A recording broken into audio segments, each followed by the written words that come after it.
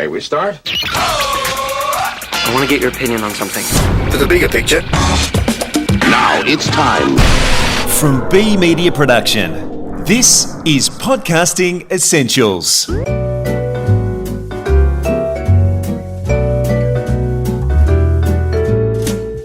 Hi, and welcome to Episode 1, Season 3.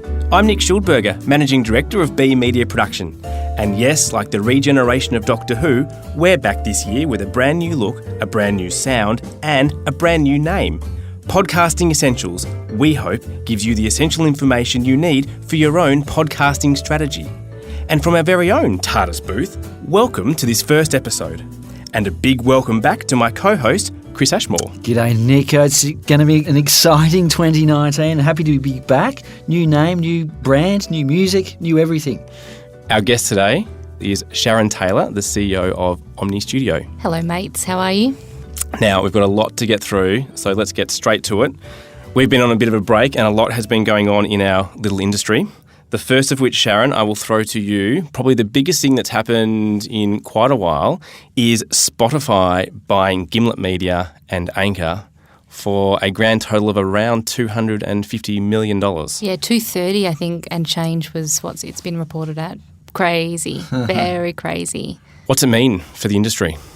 Gosh, I mean, it means it's going to be a wild ride ahead, doesn't it, for 2019? I think Spotify doubling down in this way with the growth they've had over the last, how long have they been in the industry now? Like they've been doing podcasting for 8 months, less than a year. And now to make these two pretty big moves. Gimlet is a titan in terms of content creation. Anchor, has been around for a good number of years, got some pretty good tech behind it in terms of ad insertion. So the writing's on the wall where podcasting is going to go in Spotify's eyes. At that sort of purchase price, that's like 2/3 of the total advertising budget for podcasting. So it is significant, isn't it? It's huge. If you think about it, it's actually crazy.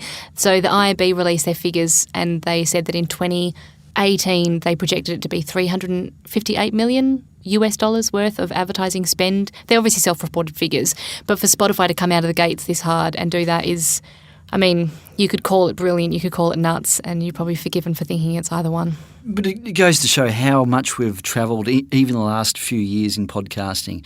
2014, Gimlet was created. It's 2019 now, and already they're, $230 million they sold for. 4 years ago, most people didn't even know the term podcasting. So to see where we are at today and what's going to happen this year, this just exemplifies what is happening in the industry. Yeah.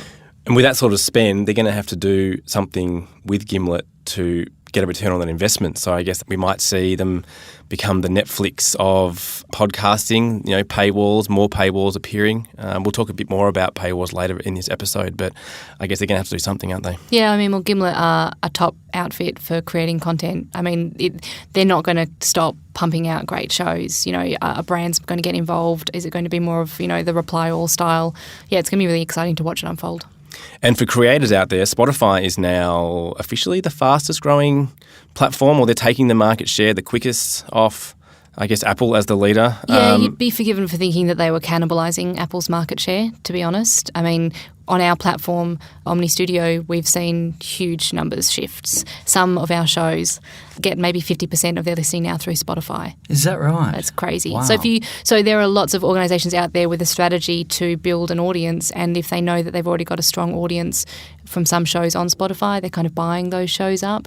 And so obviously it depends on what your own individual content strategy is, but yeah, it's crazy. Some listening is happening in Spotify that we've never seen in other apps. So the advice to brands, make sure your podcast is on Spotify. If it makes sense for your brand, yes. Yep. Like, I don't think that if Pandora fires up a branded podcast, they're going to want it to be on there. But yeah, for sure. Like, Spotify is a destination for audio, not just music anymore, and it's worth considering. Now, another way of getting exposure for your podcast is to make it into the Apple New and Noteworthy section in their app. And clients of ours are always asking us, how do you do it? What's the magic formula? And I know that Apple don't tell us what the formula is, but I know you have some tips, Sharon, on ways to get your podcast featured. We saw some great results last year with our client Karen Mason and her podcast, The Big Sis Pod, had a big bump in downloads by being featured by Apple for about 6 or 7 weeks. So for those in 2019 looking to get featured, what should they be doing? I think there's a few things that you need to make sure that you tick off, not just for Apple. Like the things that Apple look for are the same things that your audience looks for. So you need to have great cover art. Like you need to have a very clear name and offering that people can digest with their eyes and know what it is that the show is going to be about. You need to have good quality content. You know, it's not just enough to kind of be podcasting out of your basement anymore. It needs to be like a professional show. It needs to be actually new and noteworthy. Like I think the competition is so hot now. It's like 650,000 podcasts or something.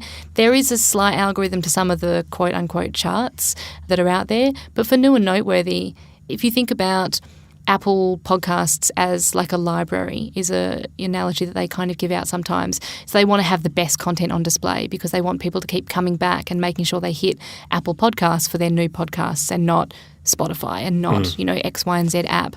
So, yeah, you need to make sure that the show that you're putting up wants to get featured, for the right reasons and not just because you want it to help with your downloads. Now, how to do that, they have an editorial team at Apple that are constantly scouring for the best kind of content. And so you might just luck out. They might stumble across it. They might reach out, in which case make sure your email address in your podcast RSS feed is active and monitored. Otherwise, you'll miss that elusive email from them. Otherwise, work with your hosting partner. So like Omny, or whoever else you host with, we should all have relationships with Apple Editorial. You should be able to come to people like me or my team and say, I've got these great guests lined up for season 2. I want to tackle X, Y, and Z hard-hitting topic. Can you help me craft a pitch to get it across the line with Apple? And Apple have got some guidelines on artwork and other things that you can do to help with your pitch so that it's easy for them when they are ready to feature it. Correct, yeah. They're called the Apple Identity Guidelines, and there is also at Apple Podcasters. I'm not sure of the whole URL, but maybe we can find it and put it in the show notes.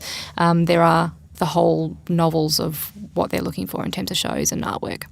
It's nice that it's a human being making the decisions or human beings making the decisions about new and noteworthy. It's not just, bots. They're actually listening to the content and looking at it. So I think that's reassuring, and it also means you can speak to them. And also, I think there's a lot of mixed feelings in terms of Apple not getting involved in the advertising space, but it also means that by putting your show up, they have no vested interest. They are genuinely looking for the best content to promote to listeners. So it's kind of a nice aspect of it as well. And a good segue into other things that Apple is doing. Just a couple of things I want to mention. I did make, in both seasons 1 and 2, I complained that there was no Apple Podcasts app for the Apple Watch, and I believe that has now been corrected. Mm-hmm. I have an old Apple Watch, so I can't download it. But when I update this, I'll look forward to listening to podcasts directly from my watch. The other thing, Sharon, and I know there's a link here with Omny as well, is you can add chapters now through Apple Podcasts. And I believe you can do that in the Omny platform, which will then go through to Apple. Correct. Like you want your show to be as searchable as possible. So when you're editing a show with Omny, you can put chapter markers in. And so that now carries through into iOS 12 so that your listeners can scroll up and they can jump to the specific segments that interest them the most. Yeah, and fantastic for longer form content as well. Oh, yeah. Yeah, really, really good. And finally, on the Apple front, smart banners. Can you tell me about those? Yes, yeah. So these are things that a couple of people in the industry have been going on about for a while. But essentially, when you visit a website on your smartphone, sometimes a small little banner pops up at the top if you're looking at it in Safari. So it normally happens for like news websites, like if you were looking at like Vox Media or a newspaper or those types of things, which prompt you to go and find that content via an app. Apple Smart Banners do that for podcasts as well. So if your brand or your company or if your podcast has its own website, you can actually install these by a little bit of code. And then when listeners and viewers go to your website, it pops down like a little drop down from on top of their phone saying, would you like to look at this content as a podcast? It's brilliant. It's great. Dan Meisner from Pacific Content wrote a blog article about it last year, and they're seeing some crazy conversions, like up to 25% in terms of marketing conversions, which is out of this world. Like, it's nuts. Yeah, so to brands out there and marketers, first thing, you're probably best to have your podcast on its own mini website, and 100% you must have a smart banner. Yeah, and I think it really just goes back to the fact that if brands do want to win in this space, they need to leverage everything at their disposal. It's no longer, I always joke about this, but it's not Kevin Costner, build it and they will come as a mentality. If you are going to get into the branded podcast space, you need to make sure you're leveraging all of those assets, and your website is one of them. Now, Chris, before you market your podcast and before you worry about getting it featured by Apple, you've actually got to produce it. and it needs to be a great sounding podcast. So can you give me some of your latest thoughts on how to produce great content? Oh, look, we could be here all day and we don't have much time, but you can't afford to have a rubbish podcast anymore. I mean, you couldn't afford it back in the day anyway, but you need good equipment. The more you spend, the better it is. So decent microphones, decent mixing and recording equipment. You need a decent room to record it in, nothing that the sound bounces off the walls. And of course you need a decent editor, someone who knows what they're doing in the editing suite, putting the sounds together, EQing it and assembling the program. So that's that in a nutshell. And if you look at those new and noteworthy shows that are on there, I mean, most of them are done professionally now. There's fewer independent ones. So the ABC is constantly up there, other media companies and, of course, B Media Productions. So do yourself a favour and get somebody who knows what they're doing. And it's not, I mean, some are saying it's going to be the year for professional podcasting, but I don't think that rules out the indie producers out there. You can still, without spending a fortune, produce a high-quality podcast, can't you? Oh, absolutely. And I suppose one thing that independents have in their favour is they've probably got the time to think about the creation of what they're doing. They've got the time to organise the interviews. If you're working for a commercial organisation, you're sort of stuck with what your clients want you to do. But for an independent, you can have a bit more creativity, and that might relate to a unique sounding podcast. So once you get that audio strategy together, then you combine that with great audio equipment and editing organisational people, then you absolutely, the ball's in your court. Now, being the start of the year, well, almost at the start of the year, Sharon, what do you see for the year ahead in podcasting? Any trends? The future-gazing question. I think it's going to be, and it has been for the last couple of years, so it'll be no different. It's going to be an incredible year for audio, and podcasting is included in that. So, I mean, I think that Spotify has set the tone pretty early on with what they're going to do. They're signalling that they're going to have another $400 to $500 million set aside for other podcasting-related purchases in the next little while. Wow, big money. Yeah, and I think people are starting to figure out that if Spotify's taking it seriously, what are they going to do? What's their business model? You know, we're going to see a lot more apps getting fired up this year. There's an outfit called Luminary Media who, for those that remember, raised like 40 to 44 million last year and are building out the quote-unquote HBO of podcasts. Probably in the last 3 weeks, I've had a number of people contact us about doing a similar thing. Like, there's going to be this huge content swell and people are going to figure out which slices of the audience pie they need to carve up for themselves and how and what they're going to differentiate themselves by. Yeah, it's going to be hectic. And then you've got the ad piece as well. I mean, at the moment, podcast advertising is set to be $680 million this year, but I think we're going to blow past that. I think there's enough technology coming down the line now, demographic reporting and insights and targeting. You know, you've got personalised advertisements that are starting up. I think programmatic is going to be huge this year, hopefully quality programmatic. Please, programmatic gods, hear my prayer. So I think this year that we're going to see a lot. We're going to see a lot more consolidation. There's going to be fast-paced, so strap in. And for brands that want to dip their toe in the water? Best time now than ever before. We're a member of the IB Audio Council. They obviously do all those studies. They're just about to launch their Audio State of the Nation events, and they're doing those in Melbourne and Sydney. I've had a sneaky peek at the data, and agencies around Australia at the moment are more excited about branded than ever. They understand that this is the value for their clients, and so I think we'll see a lot more companies doing both advertising on and creating their own podcasts.